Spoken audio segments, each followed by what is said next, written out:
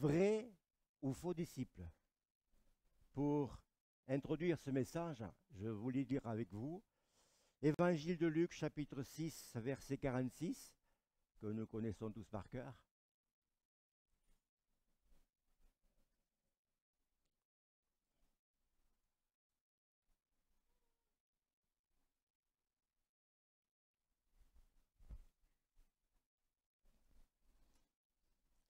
Verset 46. Pourquoi m'appelez-vous Seigneur, Seigneur, alors que vous n'accomplissez pas ce que je vous commande? Savez-vous à qui ressemble celui qui vient à moi, qui écoute mes paroles et les applique? C'est ce que je vais vous montrer. Il ressemble à un homme qui a bâti une maison, il a creusé, il est allé profond et il a assis la fondation sur le roc. Quand le fleuve a débordé, les eaux se sont jetées avec violence contre la maison, mais elles n'ont pas voulu l'ébranler, parce qu'elle était construite selon les règles de l'art. Verset 49. Mais celui qui écoute mes paroles sans les appliquer ressemble à un homme qui a construit sa maison directement sur la terre meuble, sans fondation. Dès que les eaux du fleuve se sont jetées contre elle, la maison s'est effondrée et il n'en est resté qu'un grand tas de ruines. C'est clair que le Seigneur réclame l'obéissance. L'obéissance vaut mieux que les sacrifices. Si nous ne faisons pas ce qu'il nous commande, c'est que nous ne l'aimons pas vraiment et que nous ne croyons pas vraiment en sa parole. Proverbe 15, 25. L'Éternel renverse la maison des orgueilleux. Proverbe 12, 7. La maison des justes reste debout. Dans un psaume, il nous est dit que si l'Éternel bâtit la maison, eh bien nous travaillons en vain, travaillons pour rien. Il existe de nombreux objets d'imitation qui ressemblent comme deux gouttes d'eau au vrai, comme par exemple les diamants. Il faut des spécialistes pour pouvoir relever les minimes différences entre ce qui est vrai et ce qui est faux.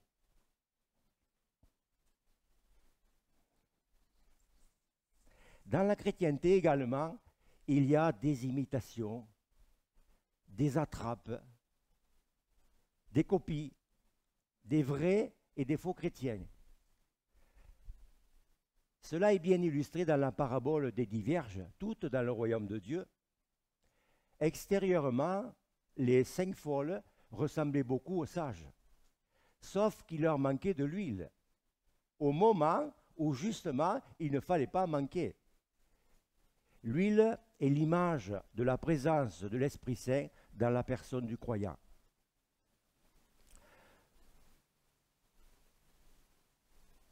Par ce message, je ne veux nullement priver qui que ce soit de l'assurance du salut qu'il possède par la foi en Jésus et la vie de l'Esprit. En outre, je suis pleinement conscient, pleinement convaincu qu'un chrétien né de nouveau, fidèle, ne peut pas aller à la perdition. Amen. Amen. Par contre, je ne voudrais pas non plus que quelqu'un vive dans la fausse certitude du salut. On s'étonne parfois que les gens que l'on considérait manifestement comme chrétiens se détournent soudainement de la foi, ne veulent plus rien savoir de Jésus et de son œuvre à la croix, et vont même jusqu'à le renier par leur comportement. Cette pénible expérience, l'apôtre Jean l'a constatée dans la communauté. Il nous dit dans la première épître de Jean, chapitre 2, verset 19, il s'adresse aux docteurs, c'est Jean qui a enseigné, mais ça concerne aussi les faux chrétiens. Et vous remarquerez qu'il les appelle les adversaires de Christ, les faux chrétiens. Ces adversaires de Christ sont sortis de chez nous, mais en réalité, ils n'étaient pas des nôtres. Car s'ils avaient été des nôtres, ils seraient restés parmi nous et se seraient repentis. Mais ils nous ont quittés pour qu'il soit parfaitement clair que tous ne sont pas des nôtres. La Bible ne nous laisse pas dans le flou à ce sujet. À côté du vrai christianisme né d'eau et d'esprit, il en existe un de façade, composé de chrétiens qui ne sont pas attachés ni enracinés en Jésus. Tout semble vrai chez eux, mais il ne s'agit en fait que d'une imitation. Et c'est à de tels croyants que Paul pense quand il écrit à Timothée « Ils garderont la forme extérieure de la piété, mais ils en renieront la puissance. » Autrement dit, ils resteront attachés aux traditions extérieures de la religion, et pour sauver la façade, ils garderont l'apparence de la piété. Mais ils ne voudront rien savoir de ce qui en fait la force. On peut appeler ça la profession chrétienne sans Christ. Qu'il puisse y avoir une confession du bout des lèvres à laquelle il manque le vrai contenu qui ne correspond pas à l'état du cœur, le Seigneur lui-même le dit en guise d'avertissement. Matthieu 7, 21. Pour entrer dans le royaume, il ne suffit pas de m'appeler Seigneur, Seigneur, mais il faut accomplir la volonté de mon Père qui est dans le ciel. L'appel est lancé. Pour entrer dans le royaume, il faut entrer par la porte étroite et ne pas se satisfaire d'une religion superficielle ou des discours alléchants de faux prophètes. Pour entrer dans le royaume, il faut écouter l'enseignement de Christ, pratiquer l'enseignement de Christ. Jésus a bien insisté sur le fait que tous n'entreront pas dans le royaume, mais seulement celui qui fait la volonté de Dieu. Plusieurs me diront en ce jour-là, c'est-à-dire au moment de rendre des comptes, « Seigneur, n'avons-nous pas prophétisé? N'avons-nous pas fait des miracles, accompli des choses prodigieuses ?» Et ces faux chrétiens s'entendront dire « Je ne vous ai jamais connu ». Jésus expose 4 situations fondamentales dont 2 ne suffisent pas pour être sauvés.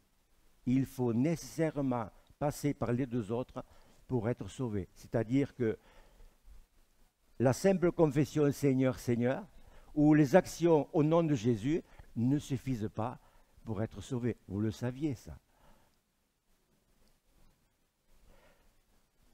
Dans de nombreuses églises et dénominations chrétiennes, on prie d'une manière purement formelle. On y pose des actes chrétiens au nom de Jésus, sans que les intervenants appartiennent au Seigneur. Que de chrétiens, aujourd'hui, effectuent des actions chrétiennes sans être vraiment à Jésus. On oublie l'essentiel. Lui appartenir. Jésus l'a dit, si vous demeurez en moi, je demeurerai en vous. Et dans le cas contraire, il n'aurait pas dit, sans moi, vous ne pouvez rien faire. 2 choses qu'il faut nécessairement faire pour être sauvé, c'est accomplir la volonté de Dieu et être bien connu de lui. Faire ce que le Père Céleste veut, il ne s'agit pas de faire de bonnes œuvres pour mériter le salut, mais avant tout, placer sa foi en Jésus, lui remettre sa vie volontairement et d'une marche suivie à sa suite. Vous savez que les bonnes actions, le judaïsme, ils étaient forts pour ça. Ils étaient zélés pour la parole de Dieu. Ils étaient à l'aise avec la parole de Dieu. Priaient pour chasser les mauvais esprits et accomplissaient des miracles. Mais il était une chose dont ils ne voulaient pas, c'est croire en Jésus et accepter la grâce qui vient de lui. Ils pensaient pouvoir aller au ciel sans lui et que Dieu honorerait leur acte. Et là, précisément, Jésus tira un gros trait sur le calcul insensé. Ils devaient apprendre à accepter que la volonté de Dieu était qu'ils avouent leur propre faiblesse, abandonnent l'orgueil et croient en Jésus. Nous connaissons aujourd'hui les mêmes problèmes. Des gens nés dans le milieu chrétien pensent pouvoir aller au ciel par des actes d'imitation chrétienne et qu'on leur dise que cela ne sert à rien, que leurs œuvres ne sont pas bonnes aux yeux de Dieu et qu'il ne peut les accepter et que conséquemment ils sont encore perdus, la plupart d'entre eux réagissent bizarrement en repoussant cette vérité et ils continuent de croire qu'il n'y a pas besoin de s'approcher de Dieu personnellement par une foi enfantine. Quand Jésus rencontra la Samaritaine, il lui a demandé de l'eau. Et pourquoi? Et pourquoi il a demandé de l'eau? Parce qu'il avait soif. C'était un homme, hein? Un homme Dieu. Il lui a demandé de l'eau. Et puis, après bien des partages avec elle, il lui a dit, si tu connaissais le don de Dieu, c'est toi qui lui aurais demandé à boire et il t'aurait donné de l'eau de la vie. Nous devons être connus de Dieu. Il y a des gens à qui le Seigneur devra dire un jour, je ne vous ai jamais connus. Il ne suffit pas de croire superficiellement en Jésus, de l'accepter à la manière qui arrange. Nous devons le connaître personnellement, par une foi enfantine. Quiconque agit dans ce sens connaîtra le Père et le Fils, et le ciel lui sera ouvert. Dans ses enseignements, Jésus ne s'est pas contenté de parler provisoirement de la vie éternelle. Dans une de ses prières, il a donné la définition de la vie éternelle. Jean 17, verset 3. La vie éternelle, c'est qu'ils te connaissent, toi le seul vrai Dieu, et celui que tu as envoyé, Jésus-Christ. De son temps déjà, Jésus parla de ceux qui pensaient servir Dieu tout en assassinant des croyants. À ceux qui le suivaient, Jésus leur dit, ils vous excluront des synagogues. Et même l'heure vient où quiconque vous fera mourir croira rendre un culte à Dieu. Et ils revendiqueront une autorité théologique tout en pensant servir Dieu. Proverbe 18 au verset 12. Quand l'orgueil remplit le cœur d'un homme, sa ruine est proche. L'orgueil précède la ruine. Ce qui montre bien que quelqu'un qui n'est chrétien qu'en apparence peut aussi apostasier de la foi. L'apostasie, c'est l'abandon de la foi. Celui qui ne confesse que des lèvres être chrétien, mais ne pratique pas le christianisme dans sa vie quotidienne, doit se laisser poser la question de savoir s'il ne s'illusionne pas sur sa situation. Dieu ne connaît pas cette espèce de foi qui consiste à croire sans pratiquer. La Bible nous met en garde. Tu crois qu'il y a un seul Dieu, tu fais bien.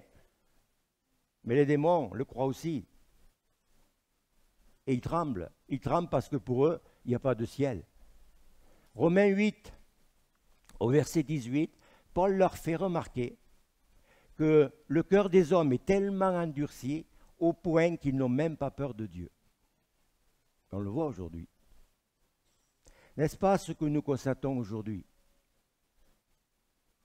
De nombreux croyants ont abandonné la foi chrétienne et suivent des convictions purement humaines qui ne servent à rien, sinon à tromper ceux qui les écoutent.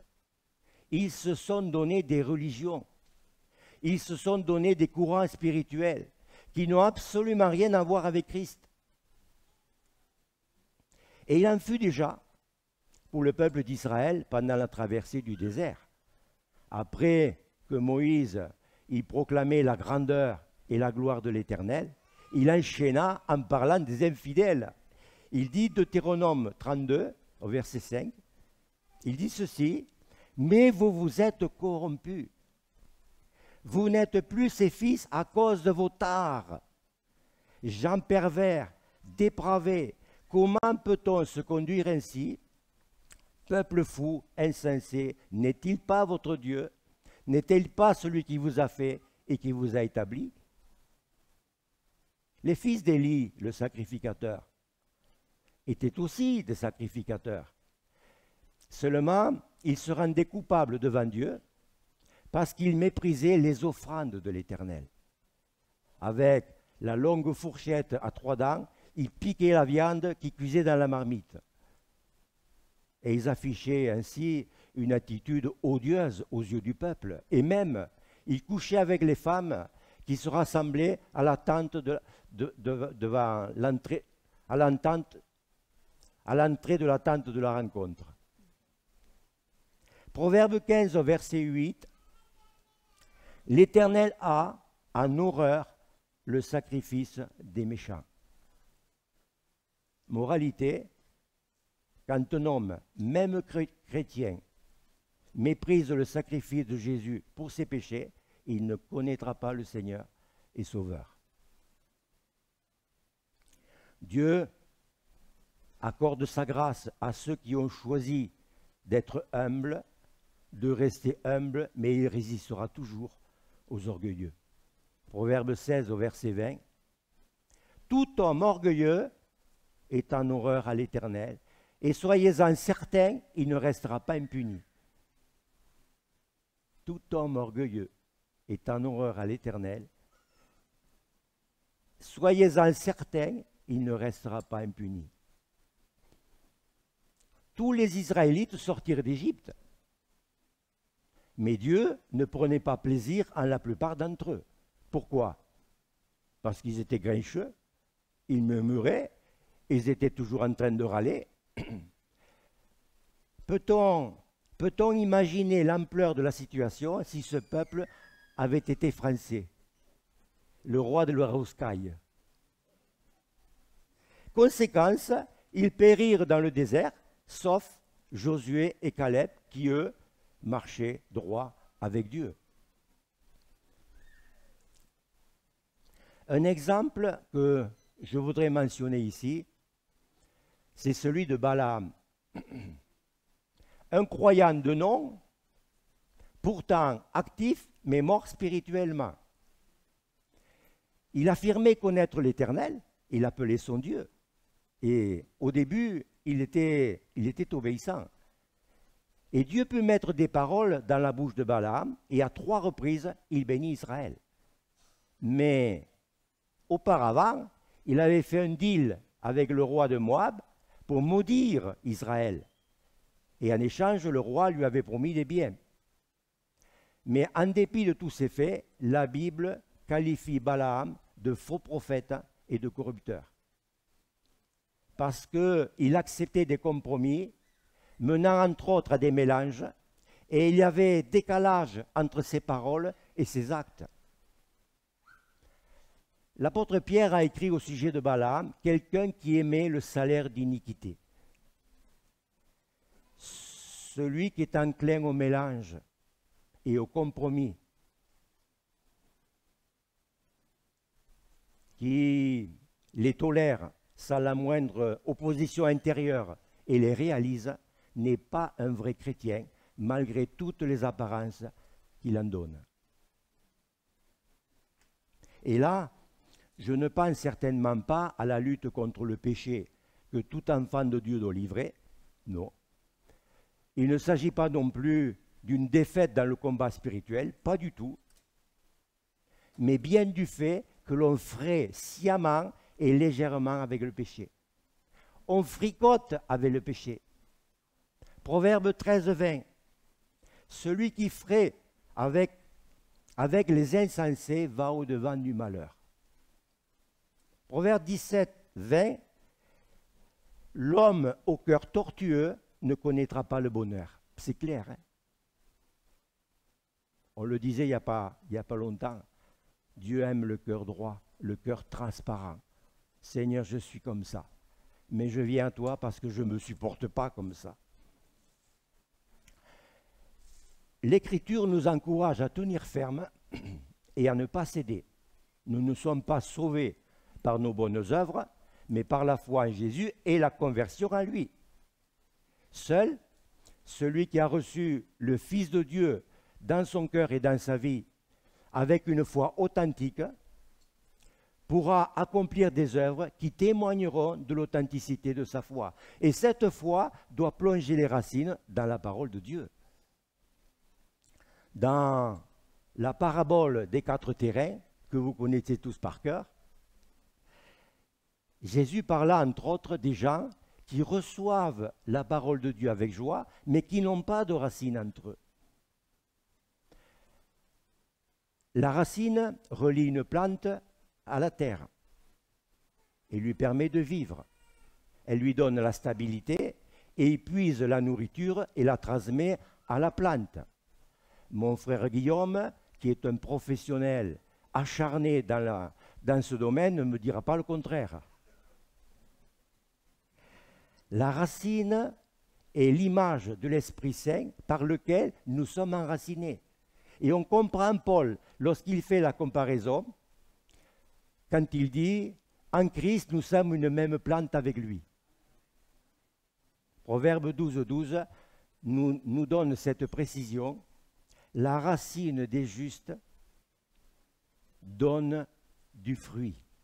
La racine du juste donne du fruit.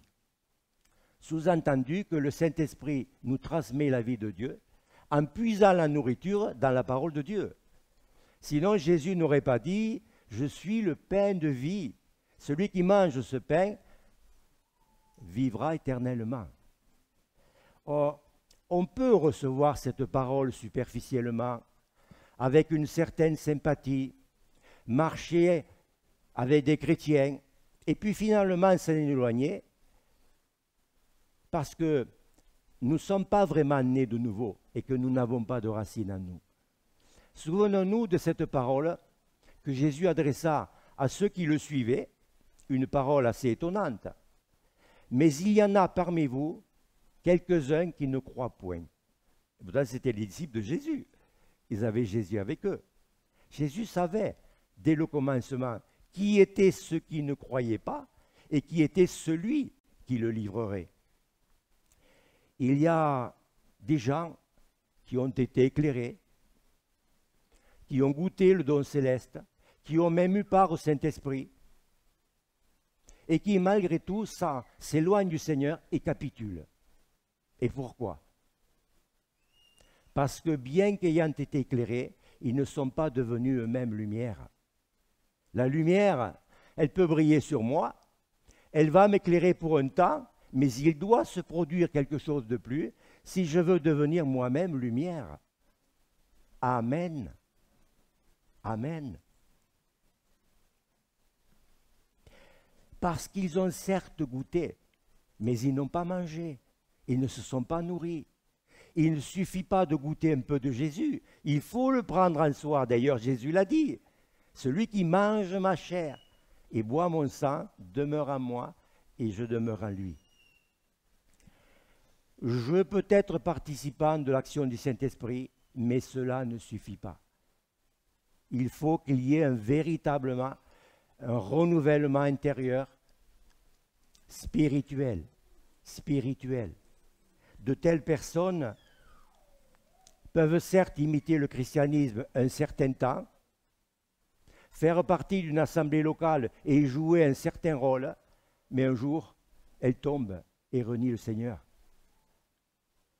Et beaucoup se demandent alors, tout étonnés, mais comment est-ce possible? Comment est-ce possible? Manque de racines, manque de renouvellement intérieur spirituel, manque de l'essentiel. Si on vous fait cadeau d'une Ferrari, rassurez-vous, ça ne vous arrivera pas. Si vous voulez que cette belle machine avance, il faudra lui donner le carburant nécessaire. Beaucoup de carburant.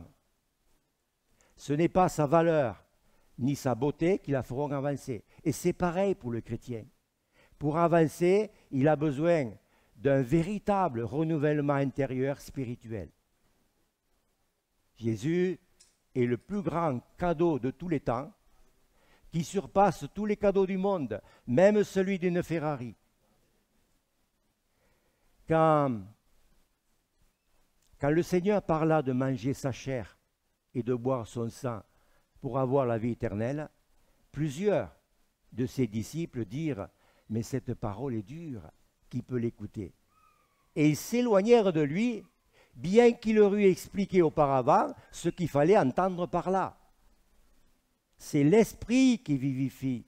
La chair, à elle seule, ne sert à rien.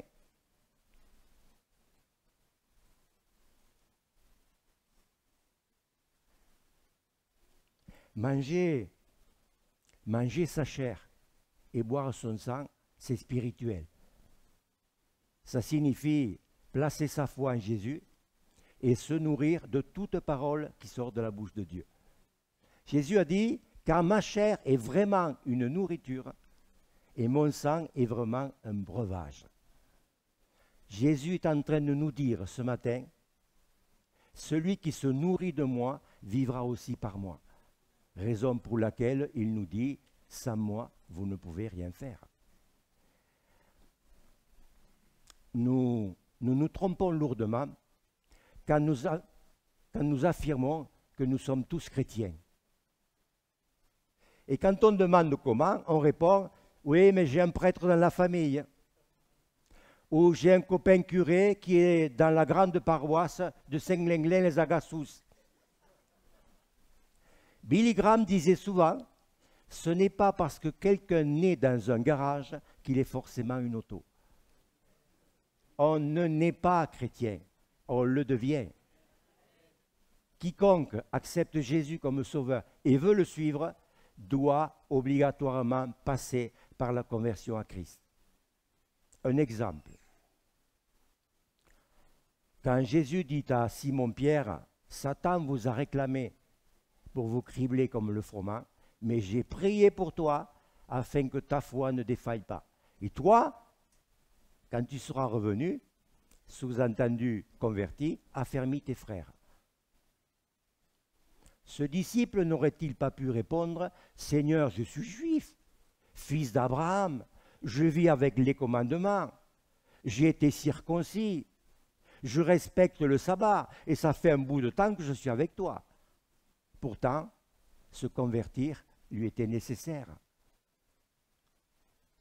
Nicodème, qui était un chef des Juifs, qui enseignait le peuple d'Israël, venu de nuit, posait des questions à Jésus sur la nouvelle naissance. Comment un homme peut-il naître? Hein? Mais je ne vais pas le dire comme ça. Comment un homme peut-il naître une fois vieux et il ne peut tout de même pas entrer dans le ventre de sa mère pour renaître? Et en guise de réponse, Jésus lui adressa une demande.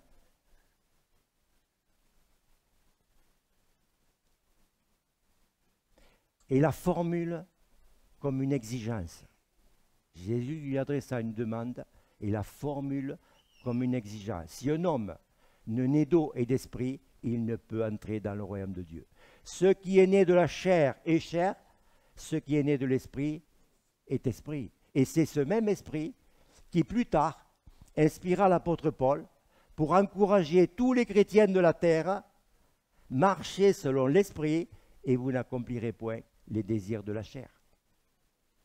Retenons cette vérité. Peu importe la possession d'un imposant bagage religieux, il faut passer par la conversion à Christ. Sans elle, on reste un pécheur perdu. Amen. Et c'est une vérité. Quand Pierre se convertit plus tard et passa par la nouvelle naissance, il a écrit ceci. Première épître de Pierre, au chapitre 1er, au verset 3. Béni soit Dieu, le Père de notre Seigneur Jésus-Christ. Point. Dans sa grande compassion, il nous a fait naître à une vie nouvelle pour nous donner une espérance vivante par la résurrection de Jésus-Christ. L'apôtre Jacques désirait avant tout voir ses lecteurs faire preuve d'obéissance sans compromis envers la parole de Dieu. Et au chapitre 1er, au verset 22, il leur dit, « Mettez en pratique la parole et ne vous bornez pas à l'écouter en vous trompant vous-même par de faux raisonnements. » De deux choses l'une. Ou bien tu crois en Jésus, tu marches avec lui, tu es sauvé et tu as la vie éternelle. Ou bien tu te contentes de croire sans marcher avec Jésus et tu n'as pas la vie éternelle. Chacun, pour sa part, est soit sauvé, soit perdu. Selon sa position, en fonction de sa relation à Jésus-Christ. La venue de Jésus nous a révélé la vérité. Et l'apôtre Jean le savait, puisqu'il écrit, première épître de Jean, chapitre 5, au verset 20, « Nous savons aussi que le Fils de Dieu est venu et qu'il nous a donné l'intelligence pour connaître le véritable. Et nous sommes dans le véritable en son Fils Jésus. » Si tu crois avoir découvert Jésus par ton intelligence, tu te trompes et tu vas tourner en rond. Je vais m'arrêter après ça. Dans le dernier chapitre de Luc, Jésus se présenta au milieu des siens, alors que tout était barricadé par peur des Juifs. Et il est assez étonnant de lire au verset 41, « Comme dans leur joie, ils ne croyaient point encore, et qu'ils étaient dans l'étonnement, car Jésus venait de leur montrer ses pieds et ses mains percés par le clou, et qu'il n'était pas un esprit. » Et là, on peut comprendre qu'il leur manquait quelque chose de plus, qu'ils reçurent séance tenante, parce qu'après tout, ils étaient rassemblés pour la bonne cause. Au verset 45, « Alors, il leur ouvrit l'esprit pour qu'ils comprennent les Écritures. » Si tu veux comprendre la parole de Dieu avec ton intelligence, tu n'as pas fini de tourner en rond. Plus tard, Paul écrivait à Timothée, « Comprends ce que je te dis, car le Seigneur te donnera l'intelligence en toutes choses. » Paul aux Éphésiens, « Puisez votre force dans le Seigneur et sa toute puissance. » Puisez votre force dans le Seigneur et sa toute puissance. Pour s'approprier personnellement ce que Dieu nous a donné pour le servir, il doit se produire quelque chose de plus. Il faut un véritable renouvellement intérieur spirituel, sinon nous ne manquerons pas l'occasion d'attrister le Saint-Esprit et même de l'éteindre. Romains 12 au verset 2, je crois que c'est plus qu'un conseil. Ne prenez pas comme modèle le monde actuel, mais soyez transformés par le renouvellement de votre intelligence pour pouvoir discerner la volonté de Dieu, ce qui est bon, ce qui lui plaît et ce qui est parfait. Si vous savez ces choses, dira Jésus, vous êtes heureux pourvu que vous les mettiez en pratique. Voulons te dire merci Seigneur pour ces moments. Merci parce que ta parole est toujours la même. Et merci parce qu'elle est une nourriture pour te suivre Seigneur. Une nourriture pour garder les yeux sur toi et être prêt quand tu viendras chercher les tiens. Seigneur, nous te remercions parce que ta parole, tu la pilotes toi-même dans notre esprit. Et nous voulons continuer à marcher avec toi, Saint-Esprit, pour élever Jésus et le faire connaître autour de nous. Seigneur, nous te remercions vraiment pour ta parole qui fait du bien à ceux qui l'écoutent. Pour suivre, Seigneur, pour te suivre malgré les difficultés, malgré ce que nous offre la vie. Seigneur, merci parce que tu nous as donné la vraie vie à Jésus. Et nous voulons t'adresser ce matin un grand merci avec toute notre reconnaissance. Amen. Amen.